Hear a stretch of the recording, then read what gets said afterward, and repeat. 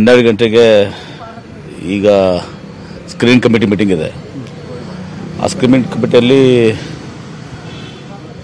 ನಮ್ಮ ಶಾಸಕಾಂಗ ಪಕ್ಷದ ನಾಯಕರು ಸಿದ್ದರಾಮಯ್ಯ ಅವರು ಹಾಗೂ ದಿನೇಶ್ ಗುಂಡೂರಾವ್ ಅವರು, ಆಮೇಲೆ ನಮ್ಮ ಎಎಸ್ಎಸ್ಸಿ ಪ್ರಧಾನ ಕಾರ್ಯದರ್ಶಿ ವೇಣುಗೋಪಾಲ್ ಅವರು ಹಾಗೂ ಎಲ್ಲ ಎಎಸ್ಎಸ್ಸಿ ಸೆಕ್ರೆಟರೀಸ್ ಕೂಡ ಭಾಗವಹಿಸ್ತಾರೆ. ಅಲ್ಲಿ ಚರ್ಚೆ ಆಗ್ತದೆ ಯಾವ್ಯಾವ ಸಿಟ್ಟಿಂಗ್ ಸೀಟ್ಸು ಮತ್ತು ಉಳಿದಂಥ 16 ಸೀಟ್ ಮೇಲೆ ಯಾವ ಸೀಟನ್ನು JDSನವ್ರು ಕೇಳಿದ್ದಾರೆ, ನಾವು ಯಾವ್ದು ಬಿಟ್ಕೊಡ್ಬೇಕು, ಎಲ್ಲಿ ನಾವು ಪ್ರಬಲವಾಗಿದ್ದೀವಿ, ಎಲ್ಲಿ ನಾವು ಗೆಲ್ತೀವಿ, ಇದೆಲ್ಲವೂ ಕೂಡ ಚರ್ಚೆ ಆಗ್ತದೆ. ಬಿಜಾಪುರ ಕ್ಲೇಮ್ ಬಗ್ಗೆ ಅಂದರೆ ಅವ್ರಿಗೆ ಏನಾಗಿದೆ, 2 MLAs ಈ ಸಲ ಅವರು ಆರಿಸಿ ಬಂದಿದ್ದಾರೆ ಮತ್ತು 2 ಮತಕ್ಷೇತ್ರದಲ್ಲಿ ಅವರು 2ನೇ ಇದರಲ್ಲಿದ್ದಾರೆ.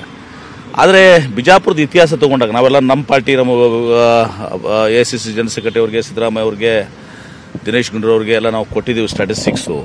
2008 ವಿಧಾನಸಭೆ ಚುನಾವಣೆ, 2013 ವಿಧಾನಸಭೆ ಚುನಾವಣೆ ಮತ್ತು ಇತ್ತೀಚೆಗೆ 2018 ವಿಧಾನಸಭೆ ಎಲ್ಲ ಕಡೆನೂ ಕೂಡ ನಾವು ಸುಮಾರು 1.5 ಲಕ್ಷ ಮತಗಳಿಂದ ನಾವು ಕಾಂಗ್ರೆಸ್ ಪಕ್ಷದ ಹೆಚ್ಚಿಗೆ ಮತ್ತು ಇದೆಲ್ಲದರ ಬಗ್ಗೆ ಸಂಪೂರ್ಣವಾದಂತ ಮಾಹಿತಿಯನ್ನ ನೀಡ್ತಾರೆ ನಮ್ಮ ಪ್ರತಿನಿಧಿ ಧರ್ಣೇಶ್ ಬುಕ್ಕನಕೆರೆ. ನೇರ ಸಂಪರ್ಕದಲ್ಲಿ ಜಾಯ್ನ್ ಆಗ್ತಾ ಇದ್ದಾರೆ ನವದೆಹಲಿಯಿಂದ. ಎಸ್ ಧರ್ಣೇಶ್ ಬುಕ್ಕನಕೆರೆ, ಇಲ್ಲಿ ನೋಡ್ತಾ ಇದ್ವಿ ಸಿದ್ದರಾಮಯ್ಯನವರ ಮಾತನ್ನ ಈಗಷ್ಟೇ ಕೇಳಿಸ್ಕೊಳ್ತಾ ಇದ್ದೆ. ಮತ್ತು ಒಂದ್ ಕಡೆ ಇವತ್ತು ಪ್ರಮುಖವಾಗಿ ಕಾಂಗ್ರೆಸ್ ಯಾವುದೇ ಕಾರಣಕ್ಕೂ 10 ಸಿಟ್ಟಿಂಗ್ MP ಇರುವಂತ ಕ್ಷೇತ್ರವನ್ನ ಬಿಟ್ಕೊಡೋದು ಬೇಡ, ಮತ್ತು ಒಂದ್ ಕಡೆ ಇವತ್ತೇ ಎಲ್ಲಾ ಕ್ಷೇತ್ರ ಯಾರಿಗೆ ಯಾವ್ದ್ಯಾವ್ದು ಅನ್ನೋದು ಡಿಸೈಡ್ ಆಗುವಂತ ಸಾಧ್ಯತೆ ಇದೆ ಅನ್ಸುತ್ತೆ ಅವರ ಮಾತುಗಳನ್ನ ಕೇಳ್ತಾ ಇದ್ರೆ.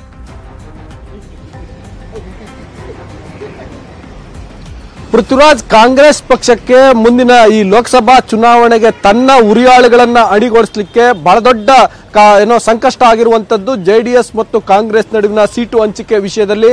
ಆ JDS ಮತ್ತು ಕಾಂಗ್ರೆಸ್ ನಡುವಿನ ಸೀಟು ಹಂಚಿಕೆಗೆ ಸಂಬಂಧಪಟ್ಟಂತೆ ಹಾಲಿ ಸಂಸದರಿಗೆ ಏನ್ ಮಾಡಬೇಕು, ಯಾಕೆಂತಂದ್ರೆ JDS ಕೆಲವು ಕ್ಷೇತ್ರಗಳನ್ನ ಕೇಳ್ತಿದೆ. ಫಾರ್ ಎಕ್ಸಾಂಪಲ್ ಚಿಕ್ಕಬಳ್ಳಾಪುರ, ಅದೇ ರೀತಿ ತುಮಕೂರು, ಅಲ್ಲಿ JDS ಶಾಸಕರು ಹೆಚ್ಚಿದ್ದಾರೆ ಮತ್ತು ಕಳೆದ ವಿಧಾನಸಭಾ ಚುನಾವಣೆಯಲ್ಲಿ JDS ಕಾಂಗ್ರೆಸ್ಗಿಂತ ಅತಿ ಹೆಚ್ಚು ಮತವನ್ನ ಪಡ್ಕೊಂಡಿದೆ ಎನ್ನುವ ಹಿನ್ನೆಲೆಯಲ್ಲಿ ಆ ಲಾಜಿಕ್ ನ ಆಧಾರದ ಮೇಲೆ JDS ಟಿಕೆಟ್ ಕೇಳ್ತಾ ಇದೆ.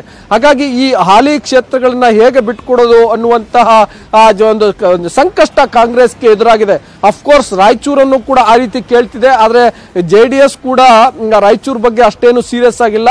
ಕಾಂಗ್ರೆಸ್ ಆ ವಿಷಯದಲ್ಲಿ ಆಲ್ಮೋಸ್ಟ್ ಫರ್ಮ್ ಆಗಿದೆ. ಆದ್ರೆ ಚಿಕ್ಕಬಳ್ಳಾಪುರ ಮತ್ತು ತುಮಕೂರಿನ ವಿಷಯದಲ್ಲಂತೂ ಸಮಸ್ಯೆ ಇದ್ದೇ ಇದೆ. ಹಾಗಾಗಿ ಇವತ್ತು ಮೊದಲಿಗೆ ಹಾಲಿ ಸಂಸದರಿಗೆಲ್ಲ ಟಿಕೆಟ್ ಕೊಡಬೇಕಾ ಬೇಡವಾ ಅನ್ನುವಂತ ಬಗ್ಗೆ ಚರ್ಚೆ ಆಗುತ್ತೆ ಅನ್ನುವಂತ ಸುಳಿವನ್ನ ಈಗಾಗಲೇ ಮಾಜಿ ಮುಖ್ಯಮಂತ್ರಿ ಮತ್ತು ಸಮನ್ವಯ ಸಮಿತಿ ಅಧ್ಯಕ್ಷ ಸಿದ್ದರಾಮಯ್ಯ ನೀಡಿದ್ದಾರೆ.